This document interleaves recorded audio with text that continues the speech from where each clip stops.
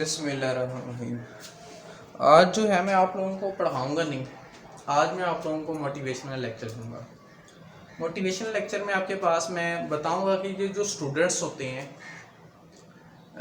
पाकिस्तान के अंदर या किसी भी एरिया के अंदर आपके पास, वो आप लोगों को 4 किस्म के लोग मिलेंगे। स्टूडेंट्स में से 4 किस्म के लोग। वो 4 किस्म के लोग कैसे होंगे?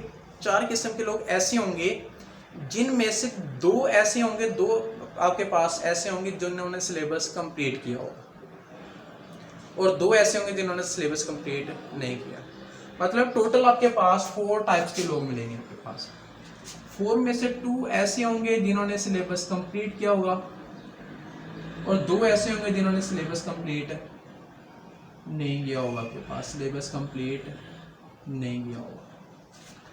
अभी बात करता हूँ आपके पास कि ये जो 4 किस्म के लोग हैं जिन्होंने दो किस्म के लोगों ने आपके पास सिलेबस कंप्लीट किया है, और जबकि 2 किस्म के लोगों ने सिलेबस कंप्लीट नहीं किया, तो इनमें से फिर ये 2 किस्म के लोग कौन कौन से आपके पास होंगे? वो कहता है ये 2 किस्म के लोग आपके पास, एक तो इसमें टॉपर्स आ जाते हैं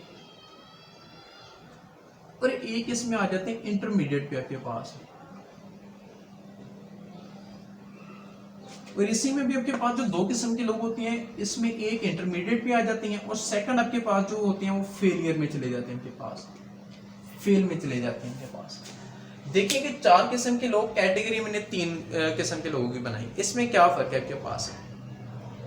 आप समझ रहे होंगे कि जितने भी आपके पास जो टॉपर्स हैं आपके पास है, मतलब 4 किस्म के लोग हैं आपके पास, 2 किस्म के आपके पास जो है सिलेबस कंप्लीट करते हैं। मैं यहाँ से स्टार्ट करता हूँ कि ये 2 किस्म, मैं टॉपर्स की खसूसियात भी बताऊंगा कि उसमें खसूसियात कौन सी होती हैं और वो किस किस खसूसियात के हामिल होता है आपके पास।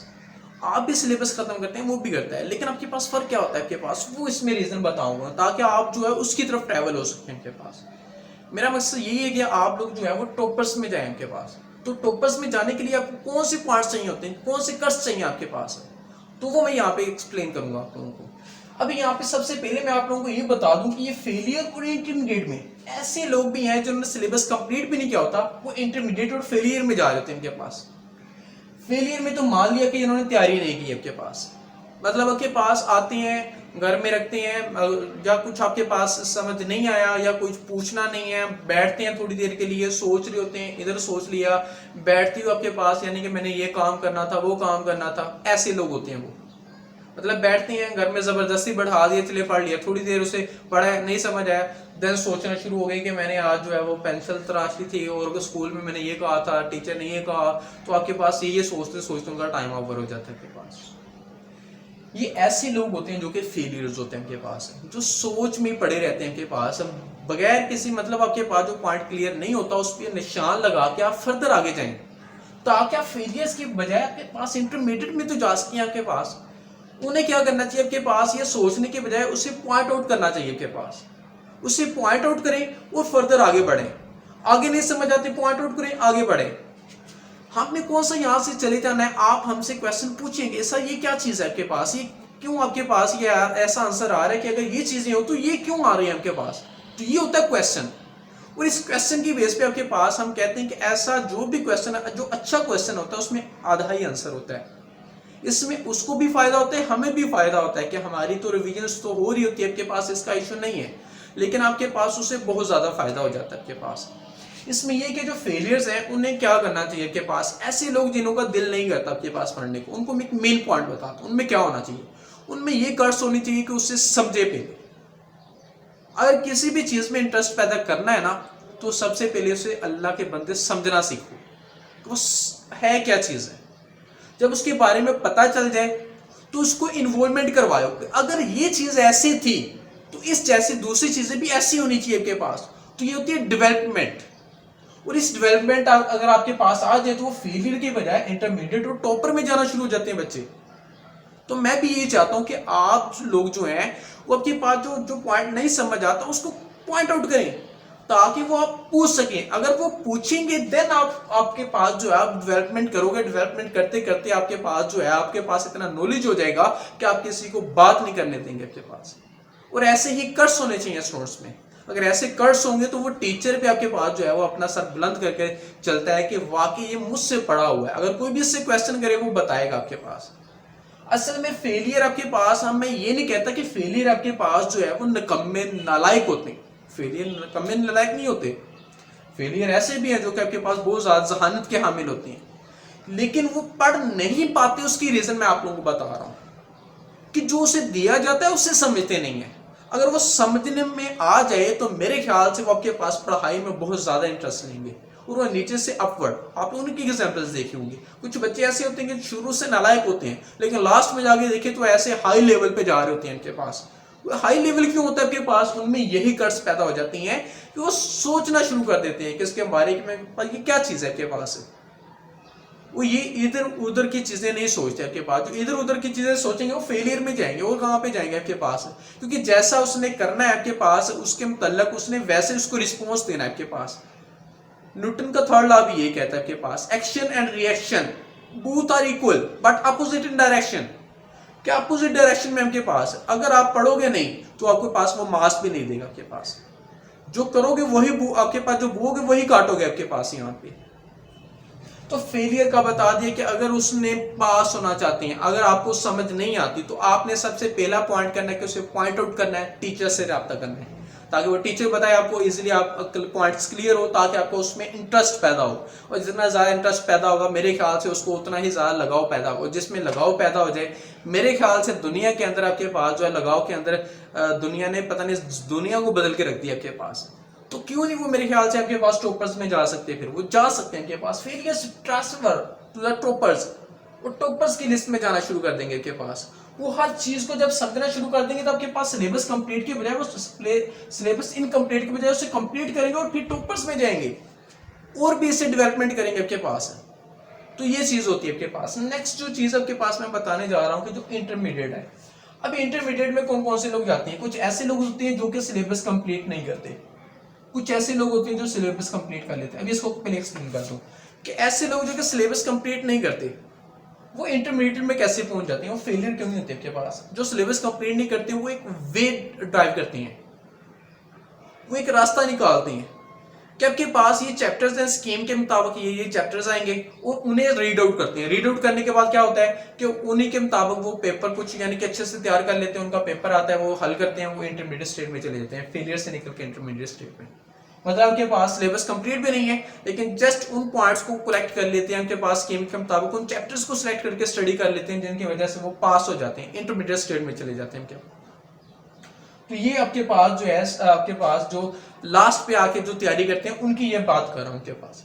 नेक्स्ट आपके पास कुछ ऐसे होते हैं जो कि सिलेबस कंप्लीट कर लेते हैं। मेरे ख्याल से आपके पास टोटल 100% में से 50 या 55 या 60 के करीब आपके पास सिलेबस को कंप्लीट करते हैं, लेकिन उनमें से सिर्फ 10 या 5% जो है वो टॉपर्स में जाती हैं और बाकी सारे इंटरमीडिएट में आ जाते हैं। ये क्या रीजन है आपके पास? इसमें क्या वजह है आपके पास? बात सुनने की इसमें मेन चीज आप लोगों को बता दूं कि टॉपर्स में क्या चीज है। टॉपर्स में ये चीज है आपके पास, और इंटरमीडिएट्स में क्या फर्क है ये भी बता देता हूं। जो आपके पास सिलेबस कंप्लीट करते हैं इंटरमीडिएट वाले, उसको रिलैक्स छोड़ देते हैं, यार ये सिलेबस किया हुआ है छोड़े, कल को कर देंगे।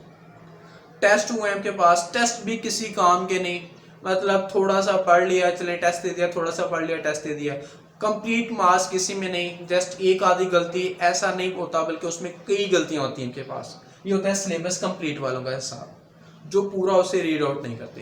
पूरा रीड आउट भी कर लें फिर भी आपके पास 10 या 15 गलतियां निकल जाती, और 10 या 15 गलतियों से दोबारा टॉपर्स में से इंटरमीडिएट में फेंक जाती है आपके पास। तो मेन आपको जो वजह बता रहा हूँ कि जो आपके पास सिलेबस कंप्लीट कर लेते हैं वो उसको छोड़ देते हैं। वो कहते हैं कि तैयारी क्या करनी है, किया हुआ आपके पास, जब मर्जी पढ़ लें, हमारे हाथ में, हम इंटेलिजेंट बहुत ज्यादा हैं। ये बेवकूफ़ी करते हैं आपके पास, बिल्कुल बेवकूफ़ी करते हैं।